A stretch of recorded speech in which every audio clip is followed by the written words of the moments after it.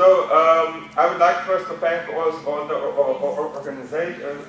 organizers and especially Elvira Nikolenko to invite me here and to present, to give you the opportunity, которая дала мне возможность представить свои материалы EuropeMON на этой конференции. Проект EuropeMON является европейским проектом научной организации. Что, кстати, означает этот проект EuropeMON? Прежде всего, это исследовательский проект, который занимается инвентаризацией и мониторингом пернатых хищников. И в основном мы фокусируемся на популяции, половина популяции как таковой.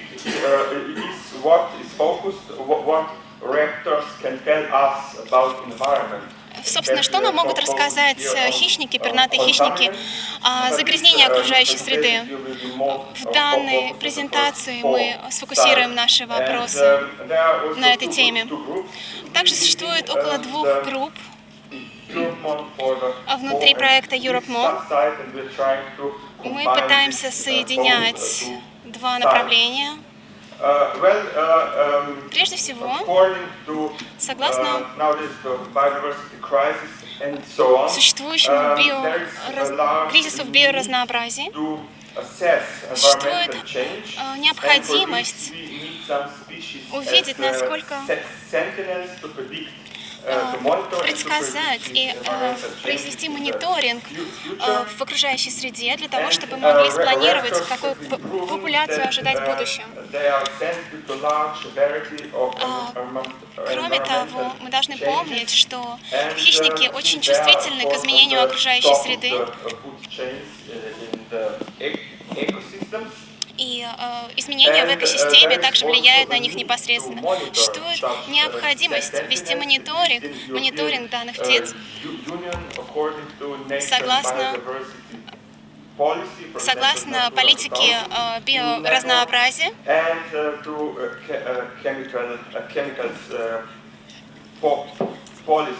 а также политики использования химикатов. Существующая проблема в мониторинге хищных птиц в Европе. Существует очень много пробелов в ней. Не хватает нам данных, не хватает протоколов. И они совершенно не гармонизированы, то есть не полны.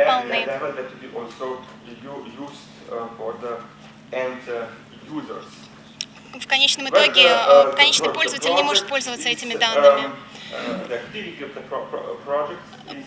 Продуктивность данного проекта разделена, и деятельность данного проекта разделена на 8 таких процедур. Я сейчас вкратце расскажу о каждой из них. Первый пакет направления деятельности – это сетевая деятельность. Она покрывает все другие, собственно, направления деятельности группы. Существует очень много групп, очень много направлений, каким образом осуществлять деятельность данной сети. Первое – это встречи комитетов, эксперты, которые являются членами различных организаций по всей Европе, поддерживающие проект EuropeMON. И таких у нас около 5 уже произошло встреч, где обсуждались вопросы бюджета, стратегии, затем научные встречи или семинары практические, для того, чтобы увеличить объем обсуждаемых тем и увеличить количество экспертов, которые с нами сотрудничают по данному проекту, а также сетевая деятельность внутри каждого направления из 8, о котором я говорил ранее. У нас также есть гранты для того, чтобы поддержать деятельность данных направлений. И, конечно, другие виды сетевой деятельности, включая онлайн-сеть. Вы также можете увидеть веб-сайт EuropeMon, где вы можете получить более подробную информацию. Следующий проект – это инвентаризация, очень важна для того, чтобы получить данные, что происходит сейчас в Европе. Расскажу вам об этом чуть позже, с некоторыми результатами, которые мы получили от нашего мониторинга. Следующее направление – это вычисление потребностей, что необходимо, какие данные нужны для различных организаций, для конечного пользования, для того, чтобы принимать какие-либо решения. Для тех, которые принимают решения и создают политику в данном вопросе. То есть мы изучаем, собственно, спрос. На уровне Европы мы должны прийти к какому-то консенсусу приоритетов. Это очень важно. Это очень важный шаг в гармонизации и для протокола, чтобы решить, что мы можем сделать на европейском уровне. Следующее направление нашей деятельности – это лучшие практики. И здесь, конечно, мы имеем самые разные подходы по мониторингу хищных птиц. И здесь мы нацелены на то, чтобы создать определенные нормативы, которые будут использоваться самыми различными организациями для контроля и мониторинга птиц. Протокол. Затем, как пользоваться данными датами в отношении того, что необходимо пользователю, интеркалибрация протоколов, которые особенно важны для лабораторных исследователей, для того, чтобы вычислить, определить загрязнения в тканях птиц, а также статистические подходы, например, большинство исследователей хищных птиц используют программу TRIM для того, чтобы проанализировать тенденции. Но существуют и другие протоколы, которые помогают нам достичь получения определенного метаданных. Мы уже напечатали и издали одну книгу, она называется Raptors, «Хищные птицы», шотландская книга, подготовленная BTO. Собственно, она является некоторой рецензией, руководством по тому, как пользоваться мониторингу и контролю. Ну, конечно, она относится к Великобритании. Что касается работы в Европе в целом, то еще необходимо сделать необходимые шаги предпринять. Следующее направление – это создание дополнительных возможностей. Мы должны определить ключевые потенциальные нормативы и также качества, которые необходимы специалистам для мониторинга. Каких навыков нам не хватает? У нас есть приоритетный лист таких качеств, которые необходимы. А также некоторые методы передачи данных, особенно когда мы говорим об организации некоторых летних школ для поддержки новых участников, у будут вовлекаться в получение методологии. Как я уже говорил раньше, у нас есть некоторые гранты в проекте EuropeMon. На веб-сайте мы представили информацию о данных грантах. Следующее – это данные, общая база. Цель данных – создание общей базы, в особенности для конечного пользователя.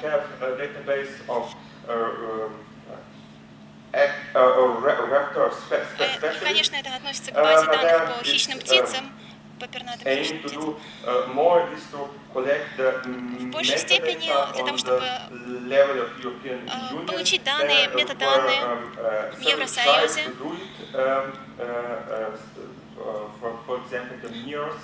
например, организация NIRS предоставила одну полноценную базу данных из Германии.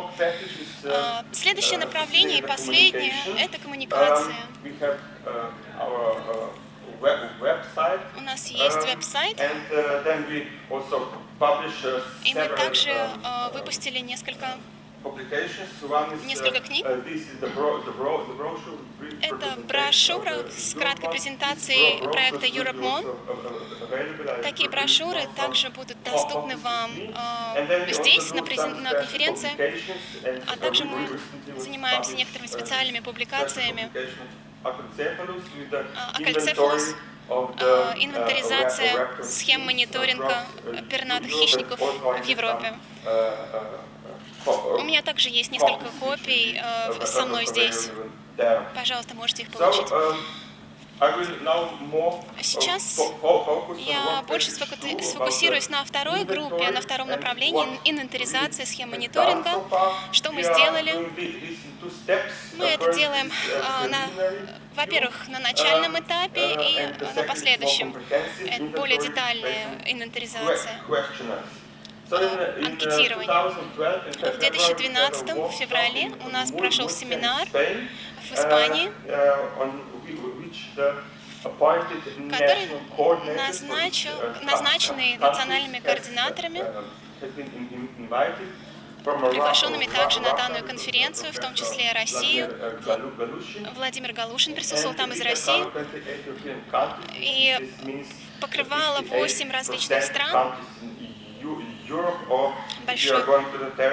Если вы посмотрите на территорию Европы, 83% это большое число участников. Национальные координаторы их попросили ответить на 5 вопросов об основных игроках на этом рынке, на национальном оповещении, вопросах и проблемах, которые возникают, приоритеты, а также их цели, что они собираются делать в планах мониторинга. И ключевым моментом здесь, в данной презентации, также, которая опубликована на сайте EuropeMon и в брошюрах. Они также отражены. Сейчас дам вам краткую информацию по результатам в данный момент по мониторингу пернатых хищников в Европе. Итак, основные игроки, основные составляющие, да, кто является основными, кто производит мониторинг. У нас здесь разделены организации на 4 группы. Вы можете их видеть на экране, все их названия. Это экологические, исследовательские организации и другие. А также частные организации, как вы видите, их не так уж и малое число. Вы можете посмотреть на результаты. Большинство людей, которые проводят, организаций, которые проводят мониторинг, третья графа. Второй вопрос. Ключевые игроки, кто пользователи данных по мониторингу. И опять-таки, у нас здесь было 3 группы. Частная организация,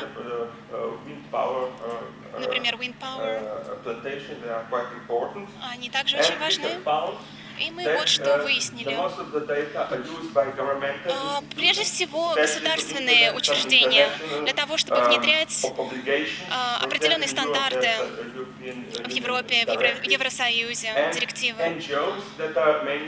Затем данные, которые пользуются для охраны птиц. Также мы спросили национальных координаторов вопросы по калибрации. И вот что мы выяснили. Мы нашли определенные целые сети, которые существуют в Европе. И мы подсчитали, что данная калибрация не является паневропейской, всеобщей. Она больше касается региональных определенных стран. То есть страна обычно сотрудничает с соседней страной в данном вопросе, но не выходит за пределы более широко. А необходимость в данном существует, конечно же. Затем оповещение, освещение, просвещение. Некоторая координация, национальная координация действительно существует, но она ограничена определенными видами, но не включает всех пернатых хищников. Около 40% координаторов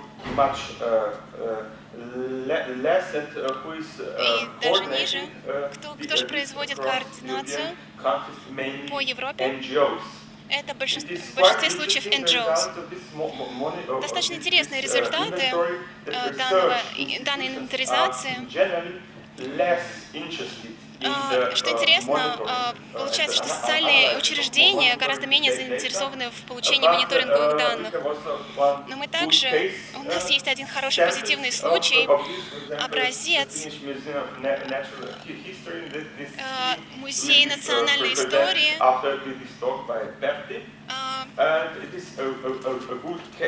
Это хороший случай, хороший пример, как мониторинг вообще должен проводиться в странах.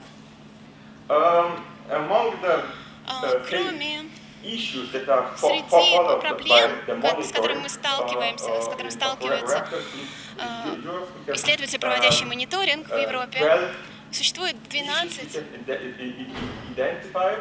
и вот они отображены на таблице. Основной, самой важной проблемой по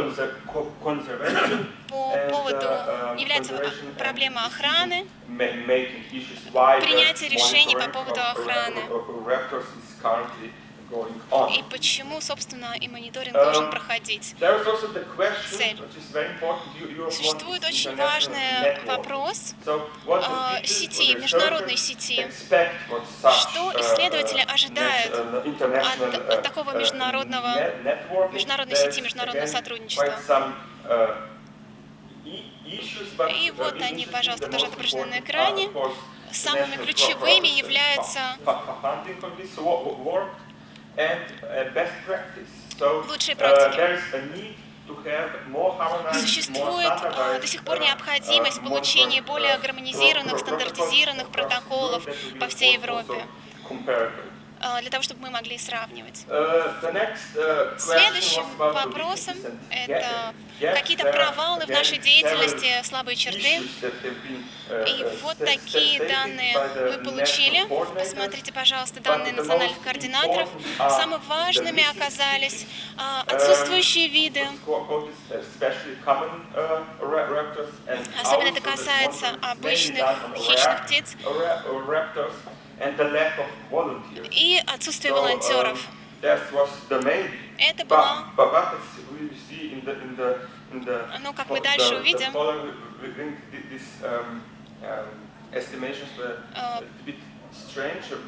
достаточно странные данные. Если мы сейчас вернемся к приоритетам, правда? Это цели на будущее, которые для себя определили национальные координаторы, что необходимо сделать в вопросах мониторинга для того, чтобы улучшить его. И вот, конечно, это координация прежде всего, финансирование и наличие волонтеров для того, чтобы вовлекать больше молодых людей, для того, чтобы иметь более продолжительный мониторинг. Что интересно, что есть вопрос отсутствующих видов, и он не оказался в вопросах приоритета. Прежде всего, используя нашу анкету, какие данные мы получили, данные из 235 различных мониторинговых программ, включая 1180 схем мониторинговых. Каждая схема действует на определенный вид. Каждая схема может так вовлекать в другие схемы. И вот кое-какие интересные результаты данного анализа, который сейчас еще все в процессе. Это активный процесс. Программа рассчитана на 10 лет. Это очень большое увеличение в продолжительности программ. Это очень хорошо, что у нас появился долгосрочный мониторинг программ. И следующий интересный вопрос – это волонтеры, важный вопрос. В данном случае у нас есть карта Европы, можем посмотреть, что волонтеры, меньшая проблема с волонтерами является в северной и в западной части. Но в восточной части эта проблема до сих пор остается актуальной. Там гораздо меньше волонтеров, согласно исследованию, которые вовлечены в мониторинг пернатых хищников. И самое интересное, пожалуй, результат, какие виды наиболее часто подвергаются мониторингу. Они здесь разделены на различные категории по угрозе. И прежде всего это сапсан, затем пустельга, курганник, беркут и перепелянник. Это 5 основных птиц, 5 основных видов, которые сейчас наиболее часто подвергаются мониторингу. Также филин.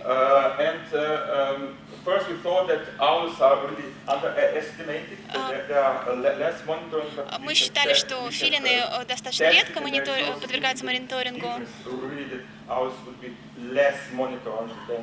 Мы ожидали, что гораздо меньше они будут подвергаться мониторингу. Результат немножко удивил нас. Итак, спасибо за внимание вам.